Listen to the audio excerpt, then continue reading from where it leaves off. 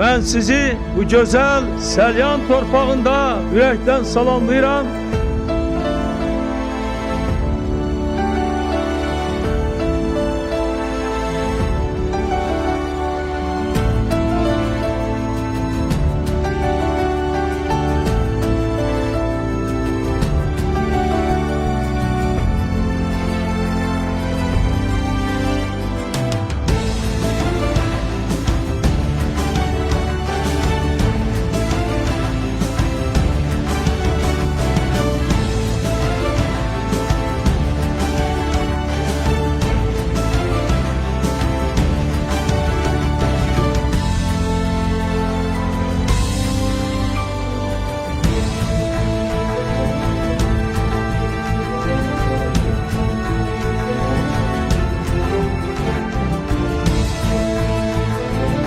Ulu Önder Heydər Əliyevin anadan olmasının 103-cü ildönünə həsr edilmiş bu möhtəşəm bayram konsertində səmimi qəlbdən salamlayırıq.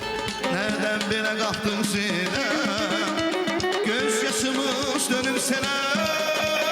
İndi günah ne sendedir ne bende. Nasıl yandırdı yandırdı, nasıl yandırdı yandırdı, gene yandırdı yandırdı. Zirvesi kartallı kayalarıyla Kaylar köksünü yaran görmüşem. Kaylar köksünü yaran görmüşem. Kaylar köksünü yaran görmüşem. Sənə bir ömür yar ollam, əhdə vəfadan ollam. Sevməyi baldadarsan, el aləmdə xan ollam. Yurdum yubam məskənim sən Azərbaycanım.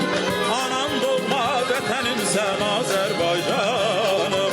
Əziz və doğma Selyanlılar və Selyanımızın gözəl şəhərimizin bütün qonaqları, çox hörmətli, dəyərli qonaqlar və çox hörmətli icra başçımız, çox hörmətli Rüstəm müəllim. Mən sizlərin hər birinizi ürəkdən salamlayıram.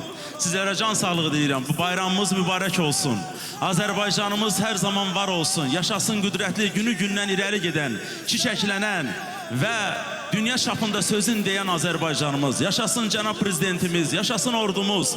Cəmi şəhidlərimizin ruhu qarşısında baş əyirik və ulu öndərimizin ruhu qarşısında baş əyirik.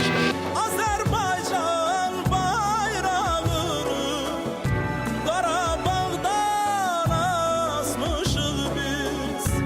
Azərbaycan bayrağını Şuşamızdan asmışıq biz. Ana vətən nə gözəldir elləri, göz oxşayır könül açır çölləri.